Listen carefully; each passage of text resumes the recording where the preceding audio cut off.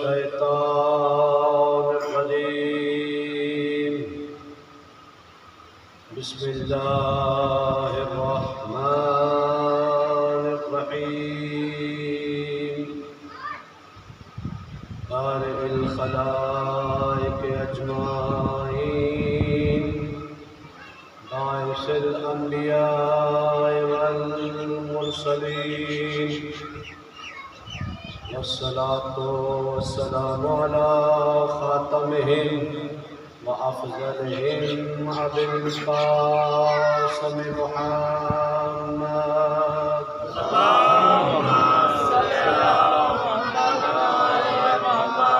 والصلاة والسلام على أهل بيت النبوة ومعدن الرسالة هم خاتمة وأبوها وبعلها وبنوها لا سيما بقية الله في الأرضين روحي له الفداء ولعنة الله على آبائهم أجمعين أما بعد فقد قال مولانا الامام زین العابدین صلوات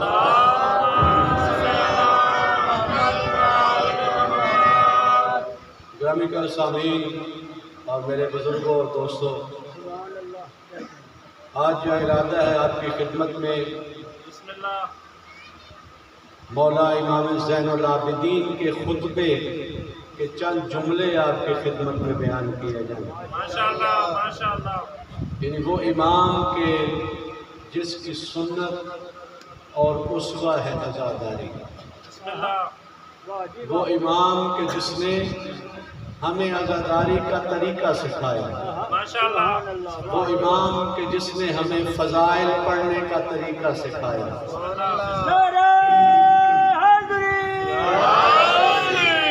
امام زین العابدین وہ ہیں کہ جنہوں نے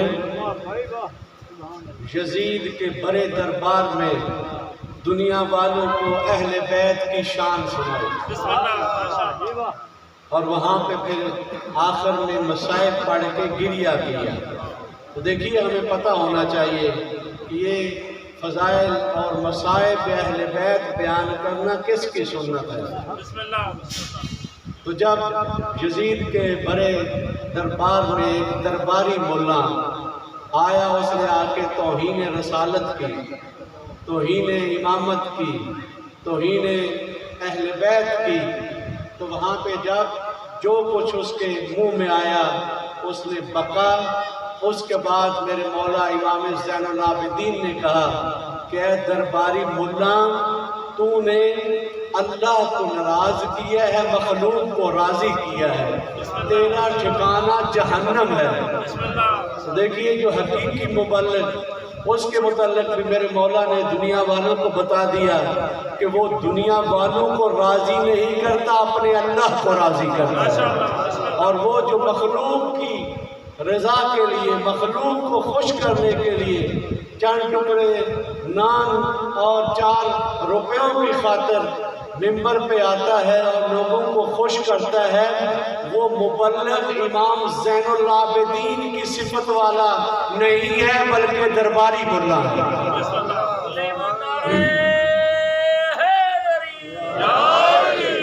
یعنی جو مبلغ مصلحت عوام نہیں سمجھتا، مصلحت دین نہیں سمجھتا، بلکہ صرف لوگوں کو خوش کرنے کے لیے کہ جس سے لوگ خوش ہو جائیں، چند لمحہ وہ فریش ہو جائیں، ایسی باتیں کریں، لیکن وہ بنیادی اساسی مسائل کہ جو معاشرے میں ہیں، جس کی وجہ سے معاشرہ غرق ہو رہا ہے، تباہ ہو رہا ہے، لوگوں کا اخلاق برا ہو رہا ہے، اور لوگ ہر قسم کی کرپشن میں ہیں، ہر قسم کی چوری ڈکیٹی اور بد اخلاقی میں مبتلا ہے، جو ان کی طرف توجہ نہیں دلاتا، صرف اپنے مفاد اور آدھا گھنٹہ صرف تعریف کر کے ہی وہ پیسے لے کے چلا جاتا ہے۔ میرے مولا نے یزید کے دربار میں بتا دیا، دنیا والوں، اگر آج کے بعد درباری ملا اور ذاکر کو دیکھنا چاہتے ہو تو وہ یہ ہوں گے، وہ پیسے کے لیے مفاد کے لیے کام کرتے ہوں گے، جو میری صفت مبلغ کربلا ہوں گے، وہ ہوں گے کہ جو حق اور اصلاح کی بات کریں گے۔ اس لیے کہ جو آگے بانی مجلس کو مالش کرے، چوپڑا دے اور ان کی فضائل بیان کرتے رہے، تو سمجھو کہ یہ جو ہے وہ حقیقی مبلغ دین نہیں ہے۔ مبلغ دین کیا ہے کہ جو دیکھے معاشرے میں یزیدی کردار کے لوگ، دیکھے معاشرے میں جو بد اخلاق لوگ ہیں، معاشرے میں دیکھیں کہ چور ہیں، ڈکیٹ ہیں بعض، لیکن عزادار بھی بن جاتے ہیں اور کالے کپڑے پہن کے بھی آ جاتے ہیں، تو یہاں پہ حقیقی مبلغ اور درباری مبلغ کا پہچاننا ضروری ہے، اور ضروری ہے کہ جو حقیقی مبلغ ہو، جو معاشرے کی امراض کو مشخص کر کے لوگوں کے لیے دعا تجویز کرے، اس کو الہی مبلغ کہا جاتا ہے، اس کو الہی مبلغ کہا جاتا ہے۔ یہ نہیں ہے کہ ٹیبلٹ جو ہے بخار کی چاہیے تو وہ کھانسی والی دوائی جو ہے دے دے تو وہ بخار تو نہیں اترے گا، بلکہ وہ اور زیادہ مریض ہوگا۔ وہ ایک ہمارے استاد بزرگوار فرماتے ہیں کہ ایک جگہ ایک مریض تھا، اسے جو ہے وہ پہلے موشن لگے ہوئے تھے، اب وہ ایک طفیلی ڈاکٹر کے پاس چلا گیا، وہ صحیح ڈاکٹر نہیں تھا، ایسے ہی اس نے جب کہا کہ مجھے جو ہے موشن لگے ہوئے ہیں، اس نے وہ قبض والی دعا دے دی۔ اب جو اس کا نتیجہ کیا ہوا، موشن جو ہے وہ اور تیز ہو گئے۔ تو یہ بعض ڈاکٹر اس طرح کے ہوتے ہیں کہ وہ طفیلی ہوتے ہیں، بس ایسے ہی دو چار نسخے جو ہے انہوں نے سیکھے ہوتے ہیں، اور جس طرح یہاں پہ اس نے دوائی دی، کیا ہوا کہ وہ اور زیادہ بیچارہ مریض پریشان ہو گیا۔ تو یہاں پہ بھی ہمارے معاشرے میں بھی بعض ایسے لوگ ہیں، ایسے مبلغ ہیں کہ جو ایسی دعا دیتے ہیں کہ پہلے ہی وہ خراب ہیں، پھر اس سے خراب تر ہو جاتے ہیں۔ تو دیکھیں رسول گرامی اسلام کو مولا کائنات نے جو نہج البلاغہ میں ان کا تعارف فرمایا کہ رسول اکرم کیسے ڈاکٹر تھے، کیسے روحانی حکیم اور طبیب تھے۔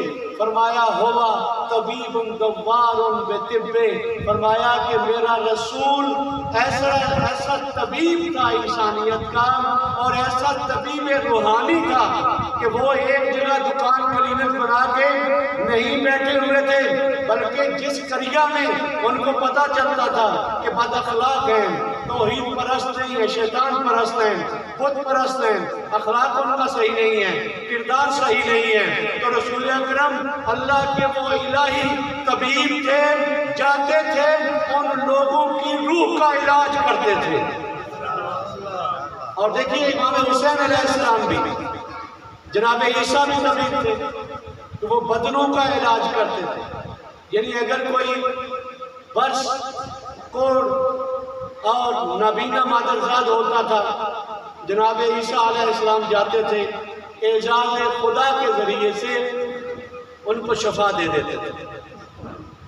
اور امام حسین بھی طبیب، دیکھیں وہ فرزند مریم، یہ فرزند زہرا، لیکن دونوں کی طبابت میں کیا فرق ہے؟ یعنی وہ جسمانی علاج کرتے ہیں، لا علاج مریضوں کو شفا دیتے ہیں، لیکن یہ دیکھیں جو فرزند زہرا ہے، اس کا علاج کون سا ہے؟ یہ کون سی دوائی دیتے تھے؟ دیکھیے آپ روزمرہ اپنے معاشرے میں دیکھتے ہیں کہ زیادہ لوگ جسمانی لحاظ سے بڑے قوی ہوتے ہیں، بڑے ماشاءاللہ ہٹے کٹے ہوتے ہیں، لیکن ان کا کردار، ان کی جو اخلاقی صورتحال ہے وہ بہت ہی گئی گزری ہوتی ہے۔ یعنی بولنے کے لحاظ سے بد اخلاق، کام کے لحاظ سے چوری ڈکیٹی کرنے والے اور نشہ کرنے والے، یہ ایک بہت بڑی بیماری ہے۔ صرف بدن کی بیماری ہم زیادہ اہم سمجھتے ہیں، وہ بدن کی بیماری اتنی اہم نہیں ہے، حقیقی انسانیت کی بیماری وہ اہم ہے۔ تو اللہ نے انبیاء کو دیے معجزے، حضرت عیسیٰ کو معجزہ دیا اور بھی باقی انبیاء کو معجزے دیے، لیکن یہ جسمانی معجزے تھے، لیکن آپ نے خاتم الرسل کو جو معجزے دیے وہ روح کو شفا دینے کے لیے معجزے دیے۔ اور رسول گرامی اسلام جہاں بھی جس معاشرے میں بد اخلاقی دیکھتے تھے، کینہ حسد دیکھتے تھے، بغض دیکھتے تھے، غیبت دیکھتے تھے، جھوٹ دیکھتے تھے اور اس طرح کے بد اخلاقی چیزیں وہ دیکھتے تھے، خود نفس نفیس وہاں تشریف لے جاتے تھے، لوگوں کو بتاتے تھے کہ دیکھو انسان زیادہ گندم کھانے سے موٹا انسان نہیں ہوتا۔ کل بھی آپ کی خدمت میں عرض کیا کہ انسان یہاں بننے کے لیے آیا ہے، بن کے نہیں آیا۔ تو یہاں پہ وہ انسان کہ جس کا اخلاق اچھا ہو جائے، جس کا کردار اچھا ہو جائے، جس کی غذا پاک ہو جائے، طیب و طاہر ہو جائے، وہ انسان کیا ہے؟ وہ بڑا انسان ہے۔ اور دیکھیں رسول گرامی اسلام نے بہت پیاری حدیث فرمایا کن نحلا ولا تکن نملا۔ فرمایا کہ دیکھو دنیا والوں، تمہیں کیا کرنا ہے؟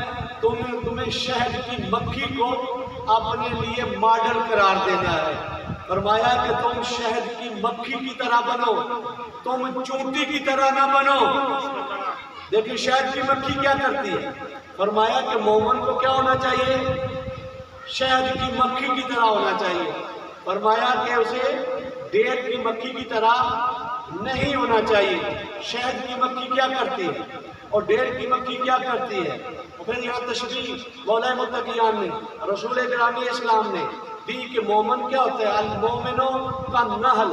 فرمایا مومن کیا ہے؟ وہ شہد کی مکھی کی طرح ہے۔ اور فرمایا کہ مومن جو ہے وہ چونٹی نہیں ہے۔ اب شہد کی مکھی کی طرف آتے ہیں۔ شہد کی مکھی وہ کہ جس میں اللہ نے بہت بڑا سسٹم بنایا ہے، ایک نظام بنایا ہے، جس نظام کے مطابق وہ چلتی ہے، وہ شہد بناتی ہے، پاکیزہ پھولوں کے اوپر بیٹھتی ہے، پاکیزہ کھاتی ہے، پاکیزہ چیزوں کے اوپر بیٹھتی ہے، کبھی کسی کا نقصان نہیں کرتی۔ لیکن یہ ڈیر کی مکھی ہوتی ہیں جن کا کردار اچھا نہیں ہوتا، جو معاشرے میں بد اخلاقی کرتے ہیں، جن کے اعمال اچھے نہیں ہوتے۔ یہ کیا ہے؟ یہ ڈیر کی مکھی ہے کہ جو معاشرے میں فساد کرتے ہیں، معاشرے میں لڑائی جھگڑا کرتے ہیں۔ تو یہاں پہ فرمایا، اللہ کے رسول نے فرمایا کہ دنیا والوں اگر انسانوں میں آپ کو کوئی ماڈل نہیں ملتا تو حیوانات میں، یہ حشرات میں آپ دیکھ لو۔ فرمایا کہ دیکھو تم کیا بنو؟ ڈیر کی مکھی نہیں بننا۔ ڈیر کی مکھی کیا کرتی ہے؟ بیماریاں لاتی ہے۔ جس پھل پہ بیٹھ جائے اس میں جراثیم، جس پانی میں بیٹھ جائے اس پانی کے اوپر جراثیم، جس سالن کے اوپر بیٹھ جائے اس سالن کے اوپر جراثیم۔ یہ کیا ہے؟ یہ ڈیر کی مکھی ہے۔ اور ایسے انسان کہ جو دوسرے مومن کے پاس بیٹھے اس کو خراب کر دے، اس مومن کے پاس بیٹھے اس کے اخلاق کو خراب کر دے، اس کے کردار کو، اس کی عزت اور ناموس کے اوپر نظر رکھے۔ یہ کیا ہے؟ یہ ڈیر کی مکھی ہے، یہ انسان نہیں ہے۔ اور فرمایا کہ کن نحلا، فرمایا کہ دیکھو تم شہد کی مکھی بنو۔ شہد کی مکھی کی فضیلت کیا ہے؟ پھر مومن کو تشبیہ دی، کہا کہ مومن کیا ہے؟ وہ شہد کی مکھی کی طرح ہے، وہ ڈیر کی مکھی کی طرح نہیں۔ فرمایا کہ مومن شہد کی مکھی۔ شہد کی مکھی کیا ہے؟ وہ پھولوں کے اوپر بیٹھتی ہے، ساری زندگی اس کی معاشرے میں، اجتماع میں قانون کے مطابق، شہد کی مکھی قانون کے مطابق اللہ کے بنائے ہوئے آئین کے اوپر عمل کرتے ہوئے زندگی بسر کرتی ہے۔ اور قرآن مجید میں ایک سورہ ہے، سورہ نحل، یعنی شہد کی مکھی کے مطلب نام پر ایک سورہ ہے، اور دوسری طرف سے ایک سورہ نمل بھی ہے، یعنی جو چونٹی کی بھی سورہ ہے۔ تو یہاں پہ ائمہ نے فرمایا کہ المومنوں کا نحل، مومن جو ہے وہ کیا ہے؟ شہد کی مکھی کی طرح ہے۔ فرمایا فلا تکن کن نمل، فرمایا کہ تجھے چونٹی نہیں بننا چاہیے۔ چونٹی کیا کرتی ہے؟ چونٹی میں بھی بڑا منظم سسٹم ہے، لیکن اللہ کے رسول نے نہیں کہا کہ تم چونٹی بنو، بلکہ کیا کہا کہ تم جو ہے وہ شہد کی مکھی بنو۔ اب دیکھیں کہ شہد کی مکھی کیا ہے؟ پاکیزہ کھاتی ہے، پاکیزہ دیتی ہے، پاکیزہ جگہوں پہ بیٹھتی ہے، اور کبھی بھی جس پھول پہ بیٹھے اس کو نقصان نہیں پہنچاتی. لیکن آپ دیکھیں کہ دوسری جو ڈیر کی مکھی ہے وہ کیا ہے, جہاں بھی بیٹھے گی وہ نقصان پہنچائے گی. اپنے کردار کے لحاظ سے بھی بد کردار ہوتی ہے, نجس ہوتی ہے, اور اس کی کوئی حیثیت نہیں, آلودہ بیماری. اب جو میں یہاں پہ رہ رہا ہوں تو ایک سونے رات کو بھی سونے نہیں دیتی, ایک چھوٹی چھوٹی مکھی ہے, تو بہت ہی خطرناک. یعنی یہ ایک ایسی صفت لوگ ہیں, یہ ڈیر کی مکھی جیسے لوگ, یہ انسانیت کو ہر وقت تکلیف پہنچاتے رہتے ہیں, اور جس آدمی کے پاس بھی بیٹھتے ہیں اپنی صحبت کے ساتھ اس کو بھی نجس کر دیتے ہیں. تو دیکھیے ابھی ہمیں پہچاننا ہوگا کہ معاشرے میں کون سے افراد ڈیر کی مکھی کی طرح ہیں اور کون سے افراد معاشرے کو طیب و طاہر غذا دے رہے ہیں.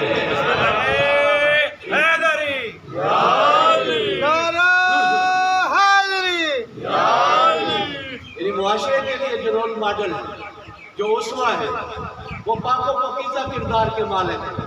ان کی غذا حلال کی ہے, ان کی روزی پاک ہے, کبھی بھی وہ حرام کا لقمہ نہ خود کھاتے ہیں نہ اپنے بچوں کو کھلاتے ہیں. لیکن جو اس ڈیر کی مکھی کی طرح ہے, جس طرح ڈیر کی مکھی جہاں چاہے اگر وہ پاک ہو پھر بھی بیٹھ جاتی ہے, اگر گندی ہو تو زیادہ ہی اس کو لذت آتی ہے.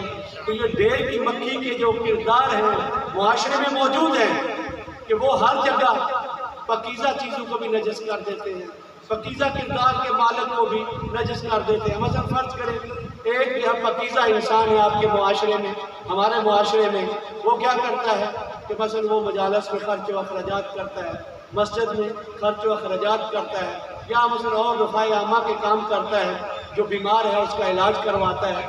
یعنی یہ جو گندی مکھی ہے یہ کیا کرتی ہے, تمہیں کیا لگے جب جو ہے وہ دوسرے نہیں کر رہے تو تمہیں کیا آواز آ رہی ہے, کیا مشکل ہے, بیٹھو گھر میں, اگر دوسرے کریں گے تو تم کرنا. یہ کیا ہے, یہ وہ گندی مکھی کا کام ہے. اگر اس کا نام ہو معاشرے میں کہ یہ ماشاءاللہ فلاں بانی صاحب ہیں یا فلاں ہیں, تو وہ بڑے ہٹ کے اور آگے آگے کام کرے گا. لیکن اگر کسی جگہ صرف رضا خدا ہو, صرف اللہ کی رضا ہو, تو کبھی بھی آپ اسے نہیں دیکھیں گے, کیونکہ یہ منافق کی علامت ہے. یہ ریاکاری اور دکھلاوا یہ منافقین کرتے ہیں. کبھی بھی مومن شہد کی مکھی کی طرح کبھی دکھلاوے کے لیے کام نہیں کرتے, بلکہ وہ کام کرتے ہیں کیونکہ شہد جو مکھی دیتی ہے, اللہ نے فرمایا فی ہے شفاء للناس, فرمایا اس شہد میں بشریت کی شفا اور نجات ہے.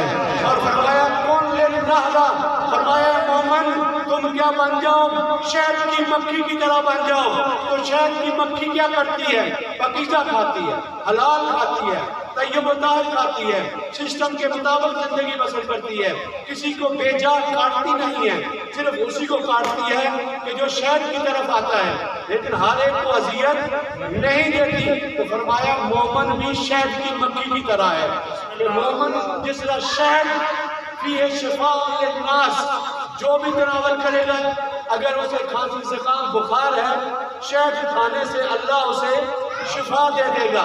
اور فرمایا مومن بھی شہد کی مکھی کی طرح ہے, اگر معاشرے میں وہ زندگی بسر کر رہا ہوگا, اس کا اخلاق اور کردار لوگوں کو آلودگیوں سے پاک کر دے گا.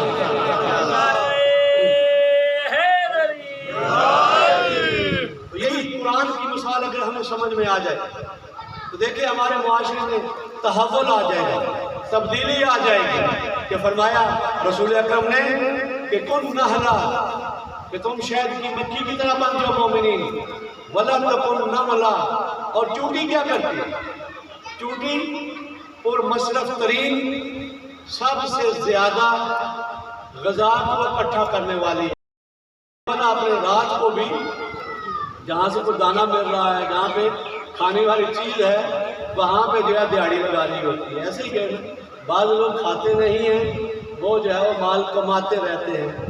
تو یہ چونٹی جو ہے وہ بخل کی علامت ہے, یعنی کنجوسی کی علامت کیا ہے, چونٹی ہے کہ کیا کرتی ہے؟ بڑی محنت کرتی ہے، پھر کبھی یہ بھی نہیں اس کو پتہ ہوتا کہ یہ جو میں نے سٹور کیا ہے غذا یہ ساری کھا بھی پاؤں گی یا نہیں۔ کبھی کبھار بارشیں آ جاتی ہیں، سیلاب آ جاتا ہے، تو وہ سیلاب میں ہی سارے اپنے سٹور گلے سمیت ہی بہہ جاتی ہے۔ اور پھر دوسری چیز چونٹی میں کیا ہے کہ وہ صرف استعمال کرتی ہے لیکن کسی کو کوئی فائدہ نہیں، نقصان۔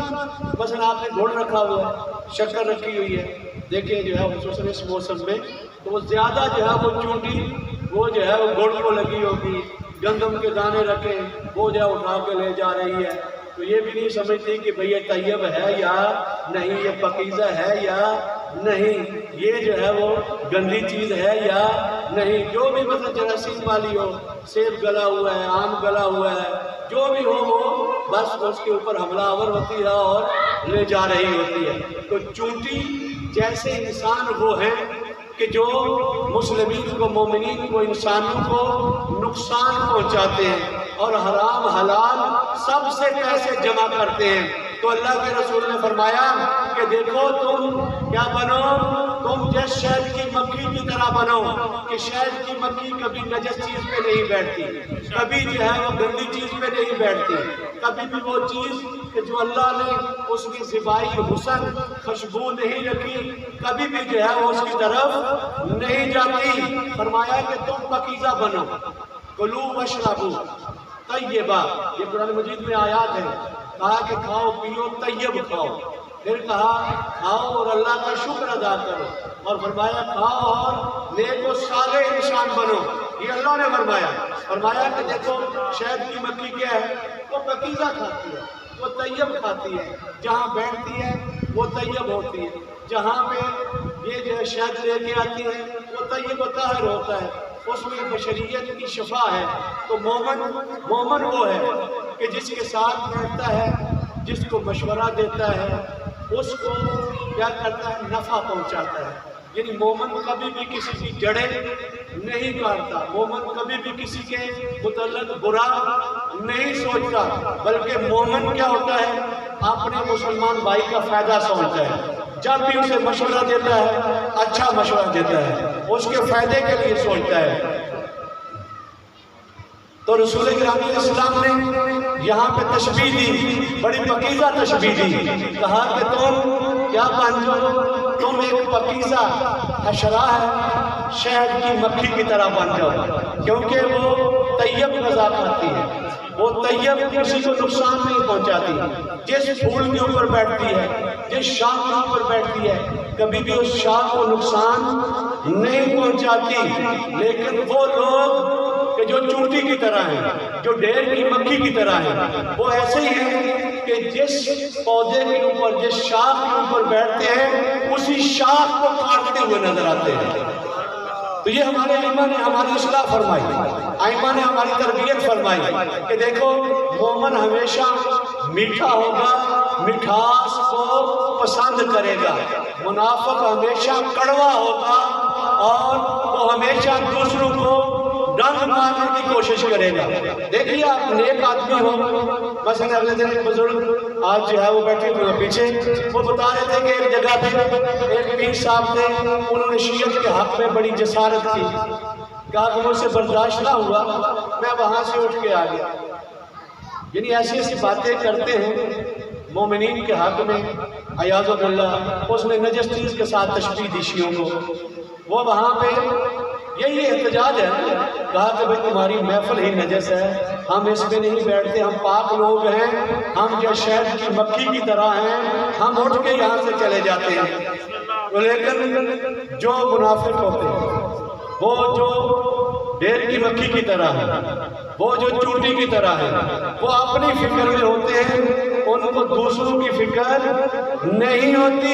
تو اللہ کے رسول نے کہا کہ مومن وہ ہے کہ جس کے پاس بیٹھے گا اسے فائدہ پہنچائے گا، جس کے پاس بیٹھے گا اسے نیک مشورہ دے گا، اور فرمایا منافق وہ ہے کہ جہاں بیٹھے گا، جس گھر میں بیٹھے گا ان کا برا سوچے گا۔ تو اس کی مثال بچھو کی طرح ہے، دھوئیں کی طرح ہے کہ منافق ہمیشہ فرصت میں ہوتا ہے جہاں پہ مومنوں کو نقصان پہنچائے، لیکن مومن اس فرصت میں ہوتا ہے کہ اللہ مجھے توفیق دے میں شہد کی مکھی کی طرح مسلمانوں میں رہتے معاشرے سے امراض بےہودہ آلودہ سے معاشرے کے جوانوں کو شفا یاب کر دوں۔ تو ابھی ہمارے معاشرے میں اور ہمارے ہاں یہ دونوں پائے جاتے ہیں، یعنی شہد کے مکھی والے لوگ بھی پائے جاتے ہیں، آپ بھی جانتے ہیں، میں بھی جانتا ہوں، اور یہ تو سوچنے کی بات نہیں ہے۔ ہر وہ انسان کہ جو معاشرے کی صلاح فلاح بہبود رفع کے لیے کام کر رہا ہے تو سمجھو یہ شہد کی مکھی کی طرح ہے، جو رکاوٹیں ایجاد کر رہا ہے کہ کوئی ادارہ نہ چلے، کوئی مجلس نہ ہو، یا دوسرے مسائل، بس کوئی اچھا امام جمعہ نہ آئے، یا جو ہے یہاں پہ کوئی تبلیغ کرنے والا نہ آئے، رکاوٹیں ایجاد کرتا ہے، تو اسے سمجھو کہ یہ شہد کی مکھی کی طرح نہیں بلکہ ڈیر کی مکھی کی طرح ہے، یعنی جس کا کام ہی آلودگی ہے، جس کا کام ہی فساد ہے معاشرے میں۔ تو دیکھیں آپ کی خدمت میں عرض کیا، جب یہ ڈیر کی مکھی کی طرح کے لوگ بنی امیہ، انہوں نے جو اللہ کے شہد کی مکھی کی طرح، بلکہ جو امیر المومنین تھے، ابن عباس روایت کرتا ہے کہ یہ امیر المومنین کا لقب کب میرے مولا کو ملا؟ فرماتے رسول گرامی اسلام معراج سے واپس آئے تو مدینے کی گلی میں جا رہے تھے، تو آگے سے رسول گرامی اسلام تشریف لا رہے تھے، تو وہاں پہ رسول گرامی اسلام نے کہا یا امیر المومنین، کہا ہے امیر المومنین۔ ابن عباس کہتا ہے کہ میرے ذہن میں سوال ہوا کہ اللہ کے رسول کے ہوتے ہوئے بھی کوئی امیر المومنین ہو سکتا ہے؟ تو میں نے کہا کہ آقا آپ کے ہوتے ہوئے، تو کہا کہ جب مجھے معراج کرائی گئی تو وہاں پہ میں نے جنت کے دروازوں پہ یہ 3 شہادتیں لکھی ہوئی پڑھی تھی کہ اشہد ان لا الہ الا اللہ واشہد ان محمد رسول اللہ واشہد ان امیر المومنین ولی اللہ۔ تو وہاں پہ کہا کہ یہ امیر المومنین صرف کس کا لقب ہے؟ علی علیہ السلام کا۔ چھٹے امام نے فرمایا کہ دوسروں کو امیر المومنین کا لقب دینا یہ حرام ہے اور کفر ہے۔ فرمایا کہ حتیٰ امام زمانہ کو بھی ہم نہیں کہہ سکتے، فرمایا نہیں، خبردار ائمہ میں سے کسی کو بھی امیر المومنین نہیں کہہ سکتے۔ اور امیر المومنین کی عظمت کیا ہے کہ جب رسول اکرم کو معراج ہوتی ہے تو وہاں پہ اللہ تعالیٰ نے علی کے لہجے میں گفتگو فرمائی، تو رسول اکرم نے فرمایا کہ پروردگار آپ گفتگو کر رہے ہیں یا علی کر رہا ہے؟ تو وہاں پہ دیکھیے اللہ کے رسول نے جب یہ سوال پوچھا کہ یہ آپ گفتگو کر رہے ہیں خدا یا جو میرا بھائی علی کر رہا ہے، تو اللہ نے جواب دیا کہ اے محمد جب میں نے تیرے دل کو پڑھا، تیرے دل میں سب سے زیادہ نزدیک جس سے آپ محبت کرتے ہیں وہ علی ابن ابی طالب ہے، اس لیے میں نے لہجہ علی میں گفتگو کی۔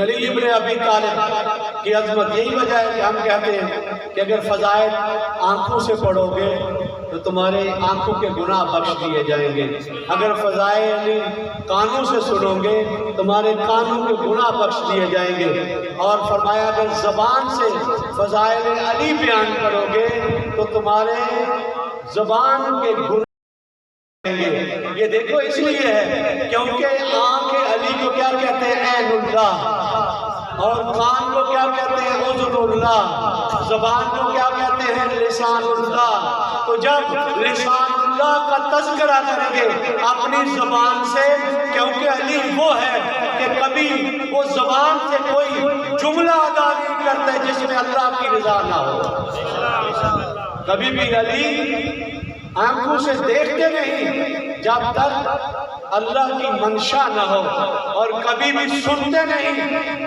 کہ جس میں اللہ کی رضا نہ ہو۔ تو علی ابن ابی طالب کے فضائل اس لیے بیان کیے جاتے ہیں، اور اللہ کے رسول نے فرمایا کہ میرے علی کی عظمتیں بیان کرو، کیونکہ وہ وجہ اللہ ہے، وہ عین اللہ ہے، وہ ید اللہ ہے، وہ عذر اللہ ہے۔ اگر تم یہ فضائل بیان کرو گے تو تمہارے گناہوں کی بخشش ہو جائے گی، اور تم علی کی طرح دیکھو گے، گناہوں سے بچ جاؤ گے۔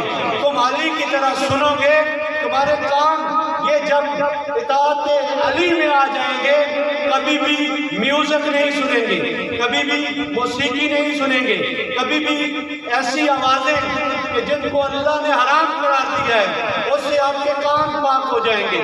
اور فرمایا کہ اگر وجہ اللہ کے اور لسان اللہ کے فضائل بیان کرو گے، تمہاری زبان گناہوں سے پاک ہو جائے گی۔ علی کی عظمت ہے، علی کے فضائل بیان کرنے کا یہ ہدف اور مقصد ہے۔ تو عرض کر رہا تھا، میرے مولا نے شام کے دربار میں علی کی شخصیت کو متعارف کرایا۔ جب وہ ملعون ممبر کے اوپر آتا ہے اور آ کے بنی امیہ کے فضائل بیان کرتا ہے، تو دیکھیے یہ عزاداری کا مقصد ہی یہی ہے کہ بتائیں اہل بیت کے حقیقی دشمن کون تھے، اسلام کے حقیقی دشمن کون تھے، اور کنہوں نے اسلام کو نقصان پہنچایا، اور کون ہے محافظین اسلام، محافظین قرآن کون ہے۔ تو دیکھیے میرے مولا یہ شجاعت علوی کا پیکر امام زین العابدین، ہم زیادہ اپنے اسٹیجوں سے یہ سنتے ہیں کہ بس وہ روتے رہتے تھے، بس وہ گریہ کرتے تھے۔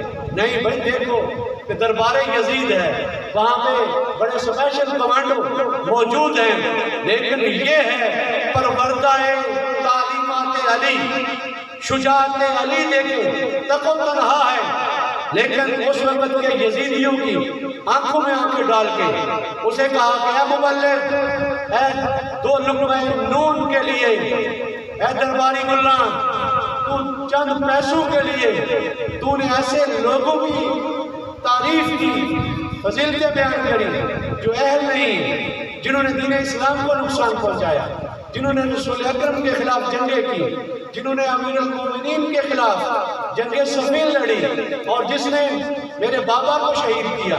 وہاں کہا کہ اے درباری ملا، تو نے جہنم خریدی ہے، تو نے مخلوق کو راضی کیا ہے اور اپنے اللہ کو ناراض کیا ہے۔ اور دیکھیے جو بھی مبلغ اس قاعدہ اور ضابطہ امام زین العابدین کے اوپر اترتا ہو، اسے کبھی بھی ذاکر حسین نہ کہیں، کبھی بھی اسے مبلغ خدا نہ کہیں، بلکہ وہ مبلغ یزید اور اموی خاندان ہے، کیونکہ وہاں پہ سارا مجمع کن کا تھا؟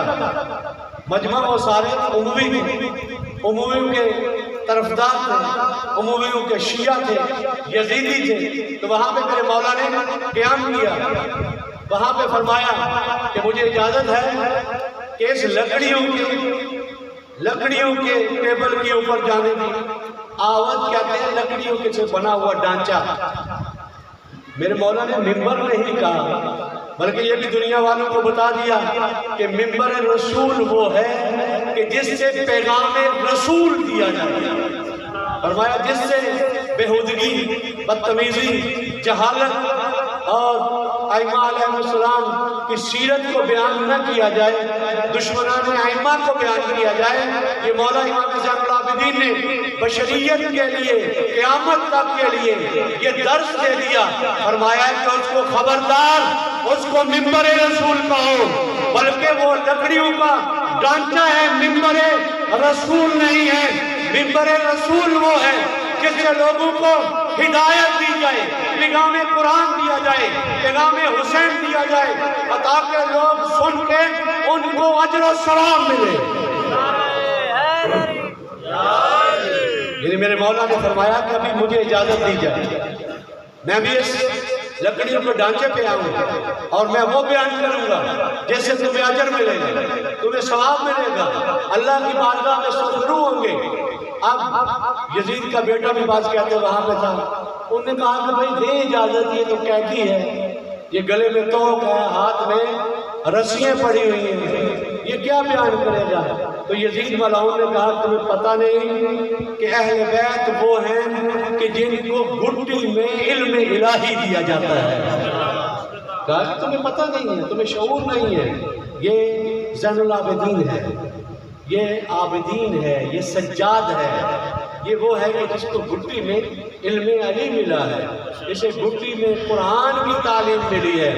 اور دیکھیں یہی امام، پہلے بھی آپ کی خدمت میں عرض کیا کہ جب بے شعور دمشق والے میرے مولا کے پاس آئے اور آ کے بدتمیزی کی، بد ادبی کی اور بد اخلاقی کی. دیکھیے جو ائمہ کے ماننے والے ہیں سب کچھ ہو سکتے ہیں، بے ادب نہیں ہوں گے، کبھی بھی بد اخلاقی نہیں کریں گے، کبھی بھی کسی بزرگ کی، کبھی کسی عالم دین کے سامنے کبھی بھی جسارت نہیں کریں گے، کیونکہ اہل بیت کا مذہب ادب کا مذہب ہے، اخلاق کا مذہب ہے. حسینی ہو ہی نہیں سکتا کہ جو بزرگوں کی توہین کرے، جو بڑے بھائی سے بد اخلاقی کے ساتھ پیش آئے، جو اپنی والدہ کے ساتھ خدا نخواستہ برے طریقے سے پیش آئے. کیونکہ یہ ہمیں اہل بیت نے درس دیا کہ ماں کا کیا مقام ہے، بھائی کا کیا مقام ہے، والد کا کیا مقام ہے. یہ اہل بیت نے ہمیں درس دیا. اور حقیقی معنی میں قرآنی خاندان، حسینی خاندان ہوتا ہی وہ ہے کہ جو ہر ایک کو اس کے مقام کے اوپر رکھے. تو وہاں پہ میرے مولا نے جب کہا، یزید کو پتا تھا کہ یہ تو ہمارا سارا بھانڈا پھوڑ دیں گے اور ہماری حقیقت سامنے رکھ دیں گے. پھر اس کے بعد جب میرے مولا نے اصرار کیا تو وہاں پہ جو سفراء بیٹھے ہوئے تھے انہوں نے کہا کہ بھئی ایک مزدور ہے، ایک تو سامنے کمزور سا انسان ہے، قیدی ہے تمہارا، یہ کیا کرے گا، بیان کرنے دو. تو جب میرے مولا آتے ہیں اس لکڑی کے ڈھانچے کے اوپر بیٹھ کے فرمایا کہ لوگوں جو مجھے پہچانتے ہو سو پہچانتے ہو، جو نہیں جانتے میں زین العابدین حسین شہید کا بیٹا ہوں. اور اس کے بعد کہا کہ دنیا والوں میں تمہیں اپنا تعارف کرانا چاہتا ہوں. فرمایا اللہ نے ہمیں 6 چیزیں عنایت کی ہیں اور اللہ نے ہمیں 7 چیزوں کے ساتھ فضیلت دی ہے. زین العابدین اپنا تعارف کرا رہے ہیں، فرما رہے ہیں اے دنیا والوں دیکھو یہ فضائل کا بیان کرنے کا طریقہ کس نے بتایا؟ یہ مولا امام زین العابدین نے بتایا. فرمایا کہ اللہ نے ہمیں جو عنایت کی ہے وہ 3 ستہ، فرمایا 6 چیزیں ہمیں اللہ نے دی ہیں. اور فرمایا فضلنا بسبع، فرمایا 7 چیزوں سے اللہ نے ہمیں فضیلت عنایت کی ہے. فرمایا اللہ نے ہمیں علم دی ہے، اللہ نے ہمیں علم دیا ہے، اللہ نے ہمیں سخاوت دی ہے، اللہ نے ہمیں شجاعت دی ہے، اللہ نے ہمیں فصاحت و بلاغت دی ہے. اور آخری فضیلت اپنی میرے مولا نے بیان فرمائی اللہ نے جو ہمیں عظمت بخشی ہے مومنین کے دلوں میں ہماری محبت کو رکھا ہے.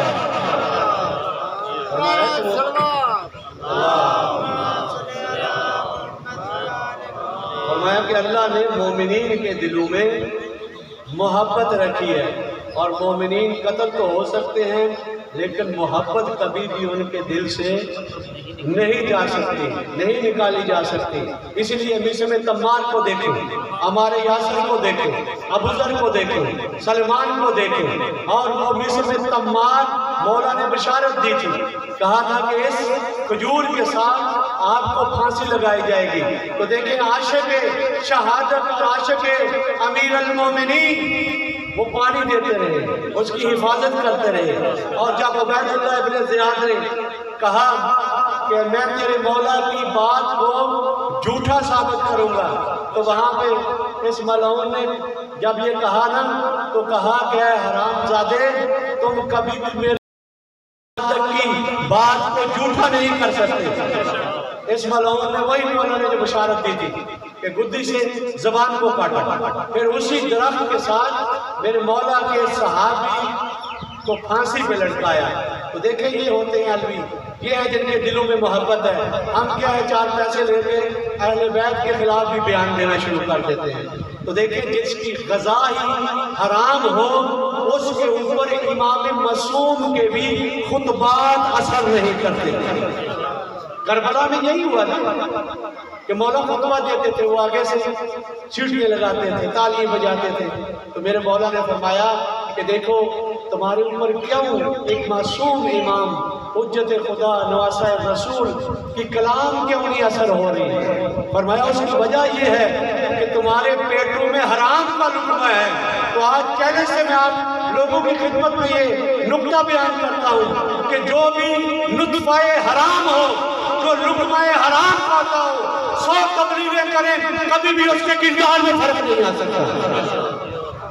تو یہ جو آپ دیکھتے ہیں کہ بڑے بعض اوقات بڑے بڑے موالی نظر آتے ہیں، لیکن یہ کیا کرتے ہیں؟ سوسائٹی کے ساتھ خیانت کرتے ہیں، لوگوں کے ساتھ منافقت کرتے ہیں۔ اس کی وجہ یہ ہے کہ آپ توجہ کریں گے، ان میں سے اکثر وہ ہوں گے کہ جن کا نطفہ حرام ہوگا، یا ان کی غذا دیکھیں آپ، حتماً وہ حرام کی، چوری کی، ڈکیٹی کی، اور اس طرح 2 نمبر طریقے سے کما کے مال کھاتے ہوں گے۔ ہوتا کیا ہے؟ ان کی نسل بھی تباہ و برباد ہو جاتی ہے۔ لیکن دیکھیں امام حسین علیہ السلام اور استاد بزرگوار آیت اللہ جوادی عاملی فرماتے ہیں کہ جن کو محروم کر دیا جائے، جن کے اوپر ظلم کر دیا جائے، جن کے مال و دولت کو چھین لیا جائے، یہ استاد بزرگوار فرماتے ہیں ان کی نسلیں پائیدار ہو جاتی ہیں۔ لیکن وہ جو ظالم ہوتے ہیں، یزید اور بن شام کی طرح، ان کی نسلیں تباہ و برباد ہو جاتی ہیں۔ لیکن آج دیکھیں جو پاکیزہ لوگ تھے، جنہوں نے دنیا کو پاکیزگی کا درس دیا، آج دیکھیں ان کے حرم نجف میں دیکھیں، کربلا میں دیکھیں، سامرہ میں دیکھیں، وہاں قازمین میں دیکھیں کہ دنیا والے عقیدت مند جا کے ان کی جبین کے اوپر ان کے ذریعوں کے سامنے آداب اور سجدہ تعظیمی انجام دیتے ہوئے نظر آتے ہیں۔ لیکن میں نے سوشل میڈیا میں دیکھا کہ یہ جو دشمن اہل بیت تھے، ایک کی تو قبر کا بھی نہیں پتا، بلکہ کہتے ہیں کہ ملعون جو قاتل امام حسین ہے، اس کی قبر گندے نالے کے اندر چلی گئی ہے، زبال انداز میں ہے۔ اور دوسرے جو دشمن علی ہیں، میں نے سوشل میڈیا میں دیکھا کہ اس کی اگرچہ قبر تو ہے، لیکن وہ ایک کمرہ بھی بنا ہوا ہے، لیکن جو محبان علی ہیں ظاہر وہ بڑاس نکالتے ہیں۔ ایک خاتون جو سعودی عرب سے آئی ہوئی تھی، وہ جوتا اتار کے دیواروں کو مار رہی تھی۔ تو یہاں سے پتہ چلا کہ ہم معاشرے کے لیے جو قربانی دیتے ہیں، معاشرے کی جو تربیت کرتے ہیں، ان کے روزے علی کی طرح روشن ہوتے ہیں۔ لیکن جو معاشرے کی بدخوئی سوچتے ہیں، معاشرے کے اوپر ظلم کرتے ہیں، دیکھیں ان کے ساتھ کیا صورتحال ہوتی ہے جو دشمنان اہل بیت کے ساتھ ہو رہی ہے۔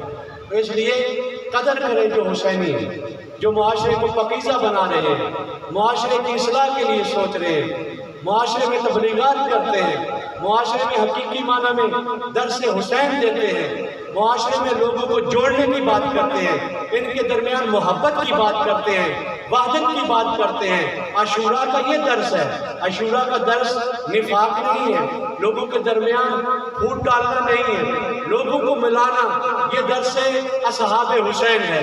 اور اہل بیت کا یہ درس ہے کہ سارے مومنین کو اکٹھا کرو، نفاق کو ختم کرو، حسد کو ختم کرو، کینے کو ختم کرو، بلکہ قرآن کا درس دے کے سارے مومنین کو اخوت کے موتی میں جڑ دو۔ یہ درس عزاداری سید الشہداء، عزاداری سید الشہداء کا یہ مقصد ہے، یہ ہدف ہے۔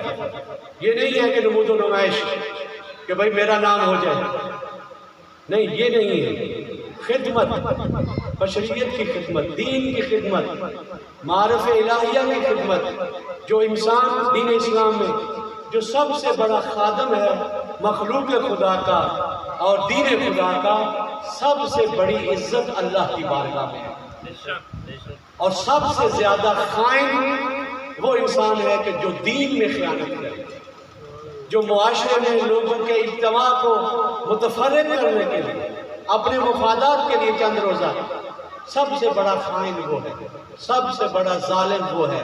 وہ محب حسین نہیں ہے، وہ محب یزید ہے، کیونکہ یزید نے اور اموی خاندان نے یہ کیا کہ مومنین کو، مسلمین کو لڑایا اور اپنی حکومت کی، اپنے اقتدار کو انہوں نے پائیدار کیا۔ تو دل تو چاہتا تھا کہ آپ کی خدمت میں پورا خطبہ بیان کیا جائے، اگر توفیق ہوئی تو کل آپ کی خدمت میں بیان کیا جائے گا۔ تو دیکھیے، فضائل بیان کرنے کا مقصد یہ ہے کہ لوگوں کو صاحب فضائل کیا جائے، اور مصائب بیان کرنے کا ہدف اور مقصد یہ ہے کہ تاکہ لوگوں کو ان مصائب کو حاصل، ان فضائل کو حاصل کرنے کے لیے دکھ درد اور مشکلات کا عادی بنایا جائے۔ ہمیشہ وہی انسان صاحب فضائل ہوتا ہے جو مصیبتیں جھیلتا ہے، وہی انسان ایک عالم بنتا ہے کہ جو سال ہر سال محنت کرتا ہے، وہی انسان ڈاکٹر بنتا ہے کہ جو سال ہر سال محنت کرتا ہے، وہی انسان اچھا سائنسدان، وہی ایک انسان کہ جو اچھا اقتصاددان بنتا ہے جو محنت کرتا ہے۔ تو دیکھیں یہ مصائب جھیلے بغیر کبھی بھی انسان صاحب فضائل نہیں ہو سکتا۔ اور استاد بزرگوار کہتے ہیں عموماً مصائب آتے ہی صاحب فضائل انسان کے اوپر ہے، وگرنہ جو خود ہی فارغ انسان ہے اس کے اوپر کوئی مشکل نہیں آتی۔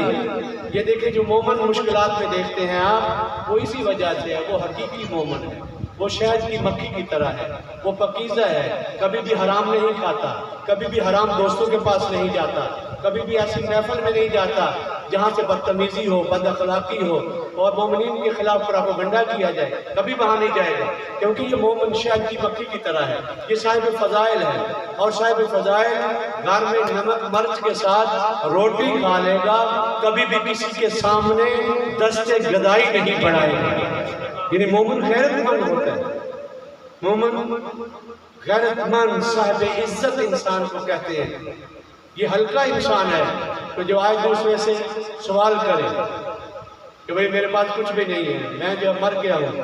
اور مولا امام صادق نے فرمایا تھا کہ مومن کبھی بھی گیدڑ کی طرح بھوک کی وجہ سے کبھی بھی چیخیں نہیں مارتا، اور مومن کبھی بھی کوے کی طرح للچائی ہوئی آنکھوں سے دوسرے مومنین کے جیب کے اوپر نظر نہیں رکھتا۔ یہ ہے حقیقی مومن۔ لیکن ہم نام سے تو بڑا ادعا کرتے ہیں۔ یہی وجہ ہے کہ ایک مومن بصرے کا میرے مولا امام حسین کے پاس آیا، آگے کہتا ہے انا من شیعت قوم، کہتے میں جو ہے مولا آپ کا شیعہ ہوں، بصرے سے آپ کی زیارت کے لیے آیا ہوں۔ مولا نے کہا کہ اتق اللہ، اے بندہ خدا، خوف خدا کا ڈرو اللہ سے، تو جو ہے ہمارا شیعہ نہیں ہے، بل محبیکم، فرمایا بلکہ تم کیا ہو، تم ہم سے صرف محبت کرتے ہو، ہمارے حقیقی پیروکار نہیں ہو۔ ہمارا حقیقی پیروکار وہ ہے کہ جو مقام عمل میں ہمیں رول ماڈل قرار دے، ہمیں اسوہ قرار دے کہ زندگی طیب و طاہر انسانوں کی طرح بسر کرے، وہ ہمارا شیعہ ہے۔ اور یہی وجہ سے کربلا کو برپا کیا گیا، دنیا والوں کو حرام سے بچانے کے لیے، بے ادبی سے بچانے کے لیے، بد اخلاقی سے بچانے کے لیے، اخلاق حسینی سے آراستہ کرنے کے لیے، ادب اسلامی سے آراستہ کرنے کے لیے، اور حلال اور حرام کی پہچان دلانے کے لیے، حق اور باطل کے درمیان خط کھینچا ہے میرے مولا حسین ابن علی نے۔ اور یہی وجہ ہے کہ سارے شہداء گئے ہیں دین حق کے لیے، اور جب آخر میں تک و تنہا رہ گئے میرے مولا، تو جناب قمر بنی ہاشم تشریف لاتے ہیں، آگے کہتے ہیں مولا حل لی رخصت، کیا مجھے بھی اجازت فرماتے ہیں کہ میں بھی میدان جنگ میں جا کے مارکہ حق میں جا کے جہاد کر سکوں؟ فرمایا بھیا آپ تو میری فوج کے سپہ سالار ہو، تو بھیا آپ کو بہتر جانتے ہیں کہ جب سپہ سالار شہید ہو جائے تو فوجیں تتر بتر ہو جاتی ہیں۔ تو وہاں پہ میرے مولا کے اس غلام قمر بنی ہاشم نے کہا کہ مولا ذرا بتائیے کہ وہ فوج کہاں ہے جس کا میں کمانڈر ان چیف ہوں؟ کہا مولا سب شہید ہو گئے۔ فرمایا مولا آپ العطش کی آوازیں نہیں سن رہے؟ فرمایا بھائی علی سن رہا ہوں۔ فرمایا بھائی علی، یہ رہبر معظم نے مسائل پڑھے، کہا بھائی علی ہم دونوں چلتے ہیں پانی لینے کے لیے، ایک 60 سال کی عمر ہے مولا حسین ابن علی کی، اور دوسرے 30 سال کے کڑیل جوان قمر بنی ہاشم ہیں۔ عزاداران محترم دونوں جنگ لڑتے ہوئے آتے ہیں، جب مار کے اور لشکر کے درمیان پہنچتے ہیں تو کیا ہوتا ہے، مولا اور غلام میں جدائی ہو جاتی ہے۔ جناب قمر بنی ہاشم نہر فرات میں پہنچتے ہیں، ایک مرتبہ مشکیزے کو پر کرتے ہیں اور پانی چلو میں لے کے ایک دفعہ میرے مولا کو یاد آ جاتا ہے اپنے مولا کی پیاس اور آپ کے بچوں کی پیاس۔ فذکر العطش حسین وَأَطْفَالِهِ، وہ چلو میں پانی لیا ہوا وفا کی وجہ سے گرا دیتے ہیں اور مشکیزہ لے کے جب شاطئ فرات سے باہر آتے ہیں، اب گھوڑے پہ سوار ہوتے ہیں۔ ابھی میرے مولا کا ہدف کیا ہے کہ پیاسوں کی پیاس بجھا دی جائے۔ آپ آ رہے ہیں، اب بعض ملائین کھجوروں کے پیچھے چھپے ہوئے ہیں، نشانہ لیے ہوئے ہیں۔ جناب قمر بنی ہاشم گھوڑے کے اوپر سوار ہیں، ایک ہاتھ میں علم ہے، دوسرے ہاتھ میں گھوڑے کی لجام ہے، آ رہے ہیں آپ۔ ایک ظالم نے کیا کیا، کھجور کے پیچھے سے وار کیا، جناب قمر بنی ہاشم کا دایاں بازو کٹ گیا۔ وہاں پہ معروف اشعار جناب قمر بنی ہاشم نے تلاوت فرمائے، اس کے بعد بایاں بازو کٹ جاتا ہے۔ عزیزان محترم، اب جو ہے کیا کیا، جناب قمر بنی کہا کہ یہ پانی بچوں کے لیے پہنچ جائے، آپ جب مشکیزے کے اوپر لیٹ جاتے ہیں۔ عزیزان محترم، اسی دوران حرملہ ملعون نے 2 سے شعبہ تیر یہ مولا قمر بنی ہاشم کے ایک آنکھ میں مارا، دوسرا مشکیزے میں مارا۔ عزیزان محترم، جب یہ تیر لگنا تھا میرے مولا کو نظر آنا ختم ہو گیا تو آپ جھکے ہوئے ہیں، ایک ملعون ظالم نے آہنی گرز مارا، ایک بہت بڑا ہتھوڑا نما یہ گرز ہوا کرتا تھا، اسے گھما کے یہ دشمن کے فوجیوں کو مارا کرتے تھے۔ اب عزیزان محترم دیکھیے، بازو تو کٹے ہوئے ہیں، نظر بھی نہیں آ رہا۔ اب جو ہے نا آپ گھوڑے کی گردن میں ہاتھ ڈالے ہوئے ہیں۔ اب ایک ملعون نے آپ کو نیزہ مارا، دیکھیے اب ہاتھ ہو انسان گرتے ہوئے زمین کے اوپر سہارا لیتا ہے۔ بعض بزرگوں نے بیان کیا کہ جب جناب قمر بنی ہاشم گرے ہیں نا تو بازو تو ساتھ نہیں بلکہ منہ کے بل زمین کے اوپر آئے ہیں۔ عزیزان محترم، آواز دی، اخی ادرک اخا، فرمایا کہ بھائی آگے اپنے بھائی کی مدد کرو۔ تھوڑی دیر ہو گئی میرے مولا کو پہنچتے ہوئے، جب پہنچتے ہیں تو کیا ہوا کہ وہاں پہ جناب قمر بنی ہاشم شہید ہو چکے ہیں۔ عزیزان محترم، اب ہوا کیا، ان ظالموں نے لاش کے ٹکڑے کر دیے ہیں۔ مومنین نے بہت بڑے ایت اللہ العظمیٰ بحر العلوم بہت بڑے مجتہد گزرے ہیں، انہوں نے کہا جب ان سے پوچھا گیا کہ بتائیں قمر بنی ہاشم کی قبر کیوں چھوٹی ہے، مولا حسین کی قبر بڑی ہے، قمر بنی ہاشم کی چھوٹی ہے، تو فرمایا یہ اس لیے ہے کہ جب قمر بنی ہاشم زین سے زمین پہ آئے تھے تو ظالموں نے اتنے وار کیے ہیں نا کہ جناب قمر بنی ہاشم کی لاش کے ٹکڑے ٹکڑے ہو گئے تھے۔ بعد میں بنی اسد والوں نے جناب قمر بنی ہاشم کے لاشے کو پامال شدہ لاشے کو ایک کپڑے میں گٹھلی بنا کے دفن کیا۔ میں کہوں گا مولا یہ آپ کا غلام پھر بھی خوش نصیب ہے کہ اس کے لاشے کو تو پامال نہیں کیا گیا، لیکن مولا ایک وقت ہمیں وہ بھی کربلا میں نظر آتا ہے کہ جب عمر بن سعد ملعون نے کہا کہ گھوڑوں کی نال بندی کرو، 10 بدبخت لوگوں نے اپنے گھوڑوں کو نال لگائے، جو مشرق کے تھے مغرب کی طرف، جو مغرب تھے جنوب کی طرف، اس طرح لاشے کو پامال کیا گیا کہ جب جناب زینب آتی ہے تو وہاں پہ بیٹھ کر کے کہتی ہیں کہ تم جو ہے وہ آیا وہی زہرا کے بیٹے ہو، یعنی پسلیوں کو کمر کے ساتھ ان ظالموں نے ملا دیا تھا۔ لعنت اللہ علی القوم الظالمین وسيعلم الذين ينقلبون ينقلبون۔ اللهم انا نسألك وندعوك باسمك العظيم الأعظم الأعز الأجل الأكرم بإمام زماننا يا الله يا الله يا الله۔